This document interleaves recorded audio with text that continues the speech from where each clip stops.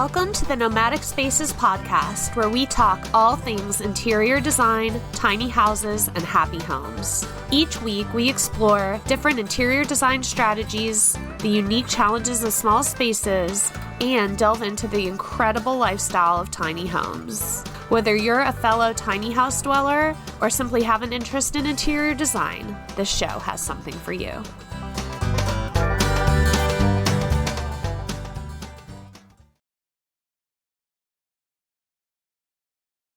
From Suka Interior Design, and today's episode is really exciting. It is called Debunking 5 Common Misconceptions About Working with an Interior Designer. And I hear a lot of these misconceptions on my discovery calls with clients and a little bit on social media, so I'm excited to just dive right in today and clear some of that up. So when it comes to the idea of even hiring an interior designer, there are a lot of misconceptions that can unfortunately really often deter individuals from seeking professional guidance or even looking into it. From the belief that interior designers stifle creativity to concerns about costs and loss of control over the design process, all these misconceptions can really overshadow the valuable benefits that interior designers bring to the table. However, it's essential that we really peel back the layers of misunderstanding and recognize the transformative impact that working with an interior designer can have on shaping spaces that are both functional and aesthetically pleasing. In this episode, we're really aiming to challenge these misconceptions by presenting compelling counterarguments that maybe you aren't as familiar with or hadn't thought of that highlight the true value of working with an interior designer. By addressing common concerns and showcasing the expertise, creativity, and personalized approach that designers can offer, I hope that you will gain a deeper understanding of the benefits of professional interior design services. Before we dive in, I just want to add a quick caveat that if you have worked with an interior designer before and any of these myths were your experience, I don't want to minimize that in any way. I've worked with many clients who have had less than ideal experiences with prior interior designers, and I just want to honor that and say that if that's the case, it's my hope that this episode can help heal some of that wounding and open your mind back up to what working with a designer can, and in my mind, should look like. Number one, lack of creativity. This is a prevalent myth that surrounds working with interior designers, and it's this belief that hiring a professional is going to stifle the creative freedom, and it's often assumed that designers just impose their own preferences and style into the project and don't leave room for the client's input. However, in my case anyway, this can't be further from the truth. Reality is that interior designers are adept at understanding and interpreting their clients' visions, preferences, and lifestyle needs, or at least they should be. Designers should act more as facilitators, working collaboratively with their clients to bring their unique ideas to fruition while infusing the project with their expertise and creative insights. Interior designers should bring a wealth of experience, expertise, and fresh perspectives to the design process. Far from limiting creativity, they should really be serving as catalysts for innovation, offering new ideas and new approaches that maybe you hadn't thought of before or wouldn't have considered on your own. Designers are skilled at thinking outside the box and finding creative solutions to design challenges, and incorporating unexpected elements that elevate the overall aesthetic of the space. So their ability to blend different styles and textures and materials often results in truly unique and personalized design solutions that reflect their client's individuality. Collaboration with an interior designer can and hopefully will lead to inspired design solutions that surpass the client's initial expectations. By fostering an open dialogue and encouraging active participation throughout the design process, designers can empower their clients to explore new ideas and experiment with different concepts. Whether it's reimagining the layout of a space, or incorporating bold color choices, or integrating custom furniture pieces, whatever it is, the collaborative nature of working with a designer should allow for the co-creation of spaces that are functional and visually stunning. Ultimately, the synergy between client and designer sparks the creativity and leads to these design solutions that can truly be one of a kind. The second misconception that is probably the most common is high cost. It's pretty common that people believe that working with interior designers is like a luxury reserved for those with deep pockets. And many people assume automatically that hiring a designer will result in crazy costs that are just simply not feasible.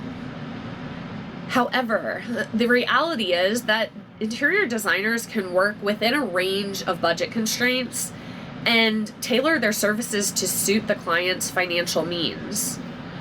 From full-scale renovations to smaller-scale projects, designers are adept at finding creative solutions that deliver maximum impact without breaking the bank.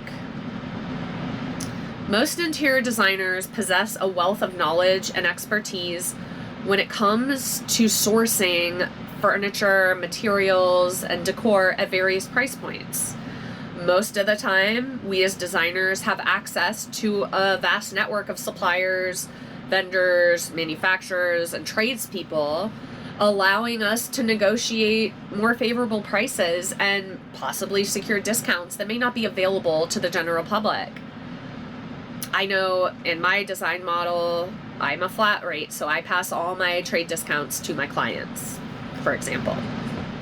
Moreover, designers are really skilled at prioritizing spending and allocating resources strategically to achieve the desired aesthetic and functionality within the budget. So by leveraging industry connections and expertise, designers can offer cost-effective solutions that maximize value and minimize unnecessary expenses. All to say, while there may be more upfront costs associated with hiring a design professional, the long-term benefits and added value often outweigh the initial investment. There might be savings down the line. Professional design expertise can result in spaces that are not only visually appealing, but also more functional, more efficient, and more conducive to the client's lifestyle or the client's property goals. Example, an investment property. Also, well-designed interiors have the potential to increase the resale value of the property, making it a very wise investment for homeowners that are looking to enhance marketability of their homes. By considering the long-term implications of professional design, clients can make informed decisions that yield lasting benefits for years to come. Hi friends, I hope you are enjoying this show. Listening to podcasts and reading blogs like this is a great way to gain knowledge. But to really make change, you need to take action. Luckily, taking action doesn't have to be overwhelming, timely, or expensive. My Desk Refresh Guide is a great resource you can download totally free from the link in the show notes.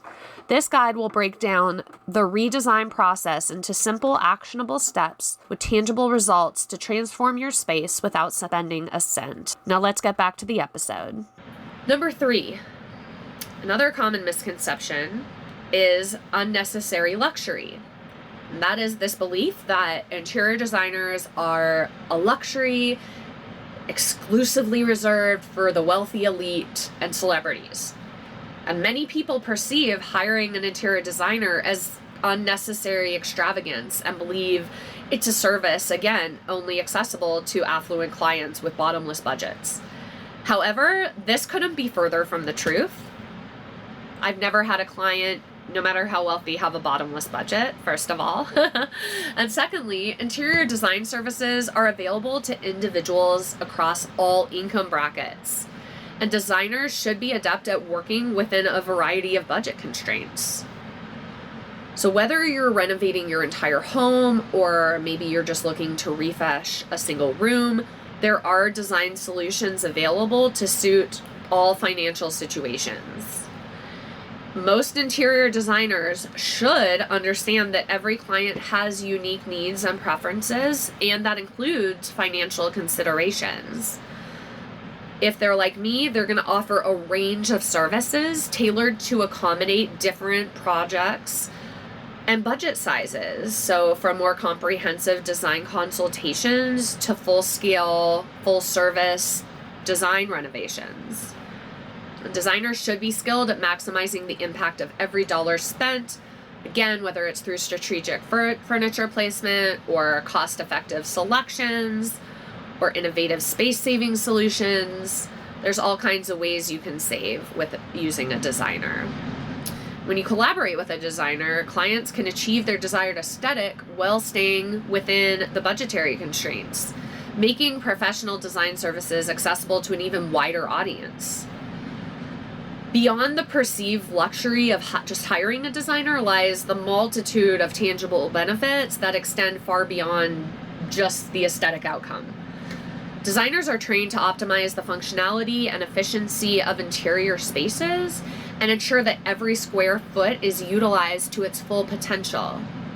Whether it's reconfiguring floor plans to improve flow and circulation, or maximizing natural light to enhance mood and productivity, or sourcing ergonomic furniture to provide a healthier and more comfortable environment, designers prioritize the practical aspects of design to enhance the overall quality of life for their clients. By investing in professional expertise, individuals can create spaces that not only look beautiful, but also support their lifestyle and contribute to their overall happiness and satisfaction. The fourth misconception is loss of control. And it's definitely understandable that some individuals may hesitate to work with an interior design professional due to a fear of relinquishing their control over the design process. There's a common misconception that hiring a designer means you're handing over the reins completely and all decision-making authority is the designer's and you're simply going to get presented this finished product. However, at least for me as a designer, it's important that people recognize that collaboration is at the heart of a designer-client relationship. Designers should understand that their role is to bring their client's vision to life, not impose their own preferences onto the space. Acknowledging and addressing this fear is the first step towards understanding the true nature of the designer-client dynamic, which is so important.